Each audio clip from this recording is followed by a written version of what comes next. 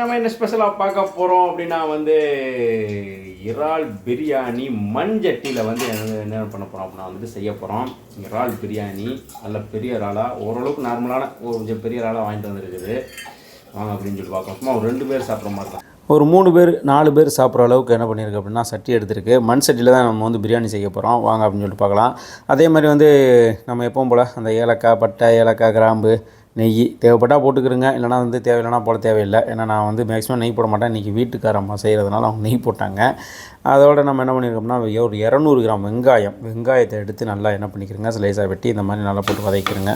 நல்லா கொஞ்சம் ப்ரௌனிஷாக நல்லா வதக்கி எடுத்துக்கிட்டால் தான் நல்லா இருக்குங்க. அதே போன்று புதினா, மல்லி, தக்காளி எல்லாம் போட்டு என்ன பண்ணிக்கிறேங்க, நல்லா வதக்கிடுங்க. நான் என்ன பண்ணியிருக்கோம்னா மசாலா ஒரு கரண்டி டேபிள் ஸ்பூன் இது போட்டிருக்கிறேன். அது என்னது மிளகாத்தூள். அதே மாதிரி ஒரு கரண்டி மட்டன் மசாலா தூள் போட்டிருக்கேன். அதோட என்னன்னா எக்ஸ்ட்ரா ஒரு டீஸ்பூன் மண்டி மசாலா சேர்த்து பார்ப்போம்னு கொஞ்சம் சேர்த்தேன். அதோட அதையும் சேர்த்து போட்டு வதக்கி இருக்குது. நல்லா வதக்கி நல்லா என்ன பண்ணிங்க வதக்கிடுங்க. அதுக்கப்புறம் தயிர் ஒரு 4 டீஸ்பூன் என்ன பண்ணிக்கிறேங்க போட்டுக்கிறேங்க.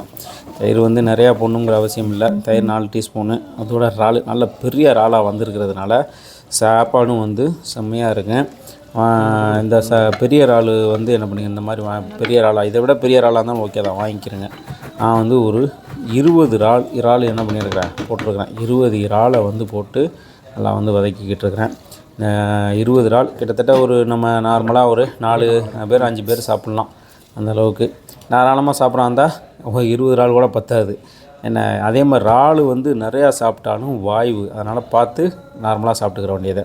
நல்லா ஊற வச்ச அரிசி ஒரு 300 கிராம் அரிசி 300 கிராம் அரிசி எடுத்துக்கிட்டு போட்டு என்ன பண்ணியிருக்கேன், இது பண்ணியிருக்கேன். ஒரு 4 பேர் சாப்பிட்ற மாதிரி தான் பண்ணியிருக்கு. நல்லா பொழுன்னு நல்லா வெந்துருச்சு. லேசாக தம்மில் போட்டோம் அப்படின்னா இன்னும் என்ன பண்ணிடும் அப்படின்னா நல்லா பொழுன்னு வந்துடும்.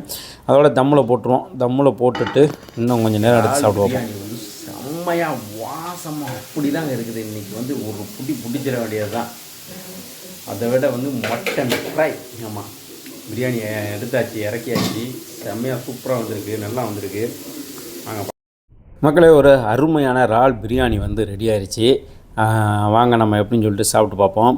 பிரியாணியோடைய வாசம் சும்மா அப்படி தாங்க இருக்குது. வேறு லெவலு, சரியான வாசமாக இருக்குங்க. நான் இப்படி நான் வாசம் பார்த்ததில்லை. ஏன்னா அந்தளவுக்கு ஒரு நல்ல ஒரு வாசமாக இருக்குது. எந்த இதுன்னு தெரில, மசாலாவுடைய இதாக என்னன்னு தெரில.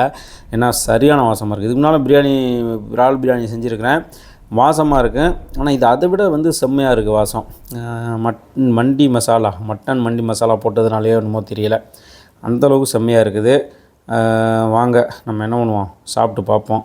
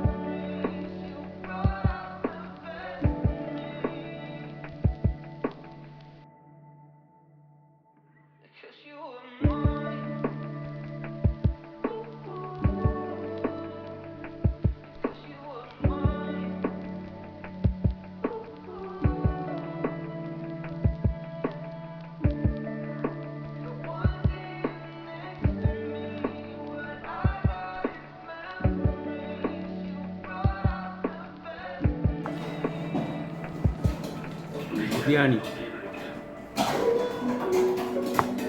நல்லா சுட சூப்பராக இருக்குது. இறாலை பாருங்கள் எவ்வளோ பெருசாக இருக்குன்னு பார்த்தீங்களா. இறால் செம்மையாக இருக்குல்ல. இறால்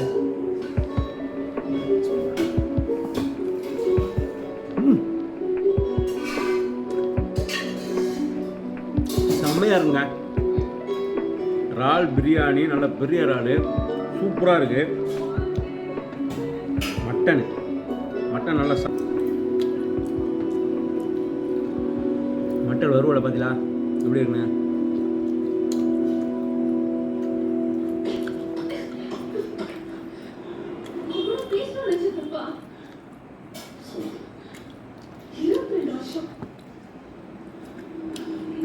சூப்பராக இருக்கு.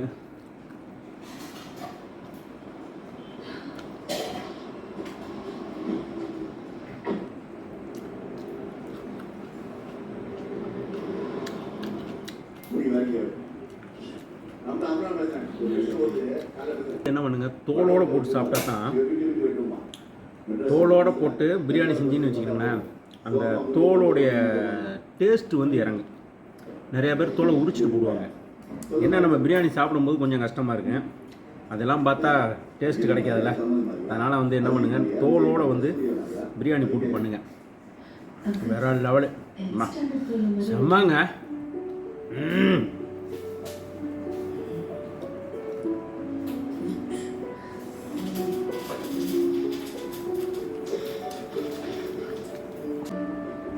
இங்கே வரீங்க கரெக்டாக டைம் ஆகும்.